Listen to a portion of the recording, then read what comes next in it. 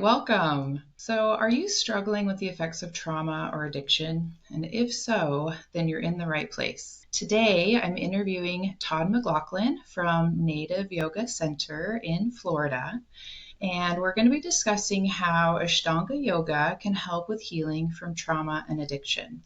My name is Mandi Gardner. I'm the founder of Holistic Evolution Shala. I'm an Ashtanga yoga teacher as well as a DBT skills coach.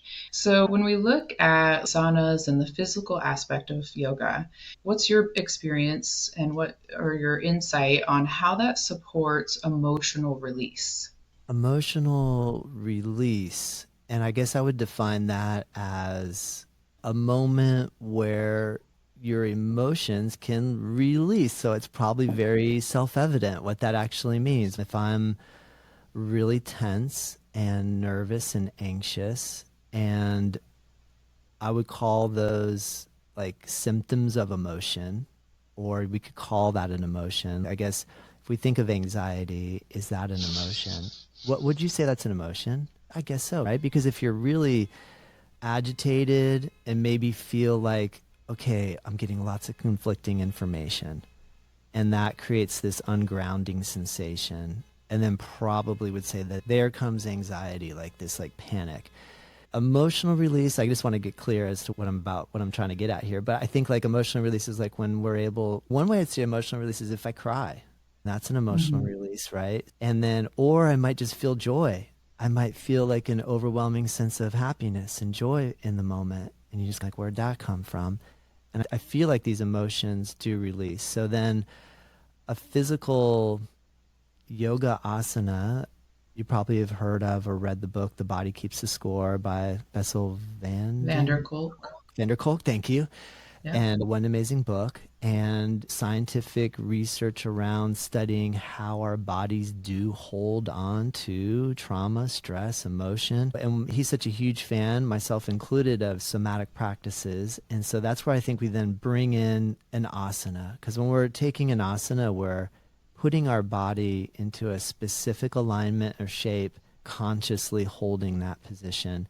When we're like walking through the grocery store and shopping, we're usually not thinking about what shape our body is in when we go to reach for the can of beans. I believe every single physical position becomes a yoga asana when our mind and breath is fully embodied in what we're actually doing.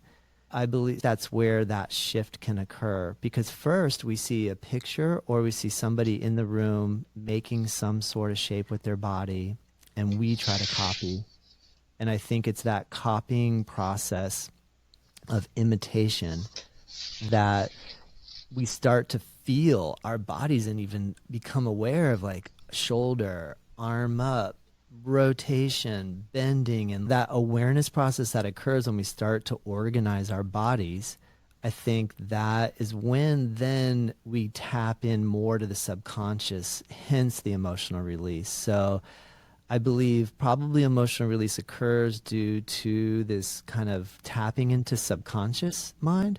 I think it's got this spatial component where if we think about the analogy in relation to a laser beam and then like a flashlight that can have a really wide beam. When we're in meditation, we can take our attention and we can have our eyes closed and we can put all of our attention right on our tip of our nose and we can like really feel the nerves on the tip of our nose. And then we can take our awareness like a flashlight and feel our whole body all at the same time. We can feel our nose, we can feel our fingers, and we can feel our toes all at the same time. I think that when we're doing yoga asana, we're starting to access both right and left brain. We're pinpointing in on, okay, where is my shoulder? And then at the same time, we can have an awareness of, wow, my whole body's expanding right now. I can feel every part of it opening up and stretching. And I think something about that right left brain thing that happens when we do that in a yoga pose puts us more into the subconscious state of mind. Then what we do with that is another big question. Do you let it actually happen? Do you hide it? I think the majority of the study and understanding now in our practices is that, yeah, feel it, experience it, let it be, like let it actually happen. So if you're crying or you're laughing, there's an element to where of seriousness in the Ashtanga room where One thing I encountered with the intensity of the seriousness of a Mysore, India practice, being in that group in India, is that when that sort of stuff would come up, we would still take our drishti, our focus, and almost not look at it. I don't know if that was a healthy thing or not to hide from it. And that's where this stuff is so fascinating, because just because we embark on a yoga journey just doesn't mean that will be the answer right away. But it definitely helps, and we have to start somewhere. I think it gets a little more complicated for those of us that have been jolted into challenging experiences. Yeah, it's such a good question, because if we dig in on the whole emotional release and the purpose of yoga, I want to feel when it comes up, I want to sense it, but I'm not really wanting to cry uncontrollably in the room in front of all my students. You know what I mean? I still have this reserve where I'm like, I can cry or I can feel emotion, but I'm going to do it in a way where I keep it somewhat subdued. And that's an interesting thing too when we take on the role of being the teacher. Sometimes people have come up to me and said, I'll be like, oh man, my knee is so sore today. And they're like, wait, you're the yoga teacher. How could your knee be sore? And I'm like, if only taking on the role of being yoga teacher meant Right. all pain would leave your body. I wish it was that simple, right? But sometimes people have Right. this idea that we master it. And I'm getting to this point where, okay, maybe there's a yoga master out there, maybe. But I honestly don't really believe at this point in my life, I think all we're doing is just practicing. I think even the Yeah. master that appears to be masterful is still practicing.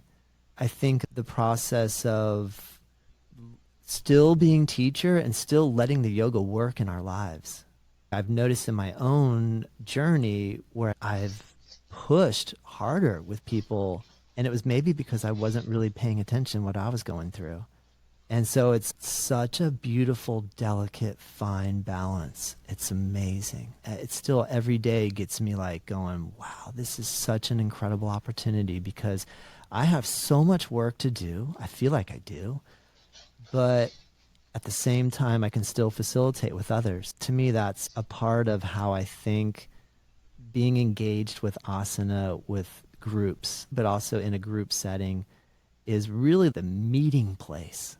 The asana, like without a doubt, because you know what, when you say asana and exercise, it's a bigger magnet pool. Come, we're going to exercise and we're going Sure. to practice yoga. And people are like, cool, I'm Yeah. going to get fit.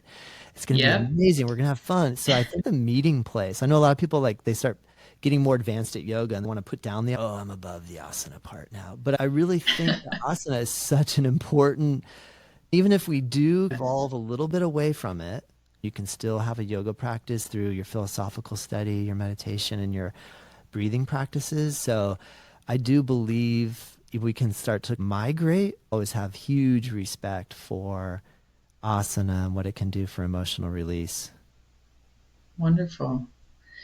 Yeah, I agree with everything that you've said. I think it's a beautiful, you can look at it from the outer external physical world and then the more internal world.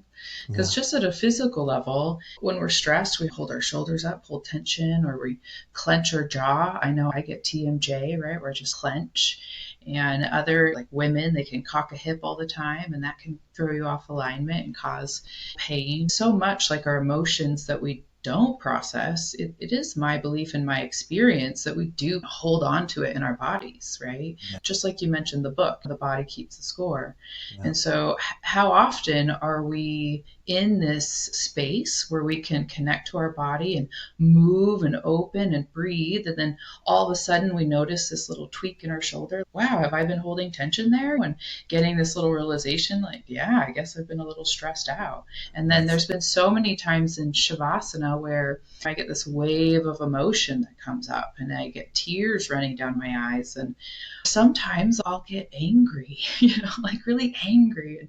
And it really allows me to, okay, what am I so upset about? Why am I angry right now? And it really gets me to get curious and dig deeper and really investigate. So I'm so grateful for the yoga practice because it really does help me to learn about my internal landscape so much in a much Absolutely. richer way. I hope everyone that was watching and listening got value.